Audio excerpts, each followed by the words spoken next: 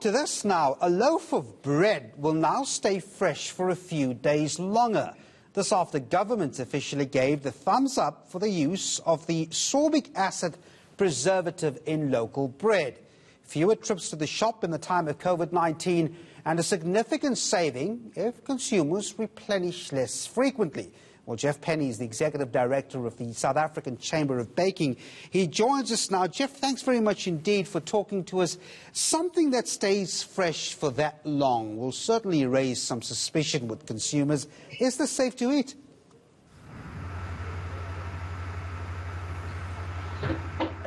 Devon, I don't think that there's anything to be suspicious about. I think often consumers are worried when they hear there's an acid added to as an ingredient. But sorbic acid is also known as potassium sorbate, and it's used in many other foodstuffs, cheeses and yogurts, wines, and even sprayed onto other fresh produce. So it's been around for a while. It's just that it's been passed as allowable by the Department of Health recently. It was signed into law on the 26th of February, in fact, by the Minister of Health, but only published later in June. What was behind the delay for government taking this long to gazette it?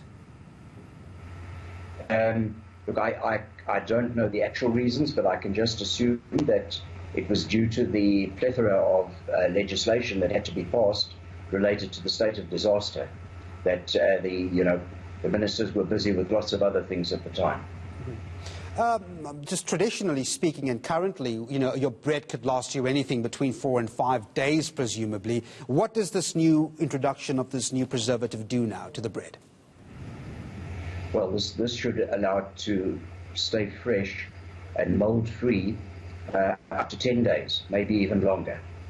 And, as you mentioned earlier, fewer trips to the shops and fewer exposure to the virus. So the timing is excellent. But how are you as an industry really digesting this? Because presumably a consumer will buy fewer loaves of bread if it replenishes less frequently. What does this mean for the industry then? Well, they're going to have to adjust their production planning, but it will be based on orders. And we do have to bear in mind that not everybody wants a loaf that's going to last 10 days. There are some segments in the market where they consume their bread within 12 hours, so they wouldn't be too interested in it. But for those people who don't like having to throw away a few slices of bread at the end of the loaf, this will mean something to them. And a loaf's going to go that much further, so it would seem as though we're going to produce a small amount less bread.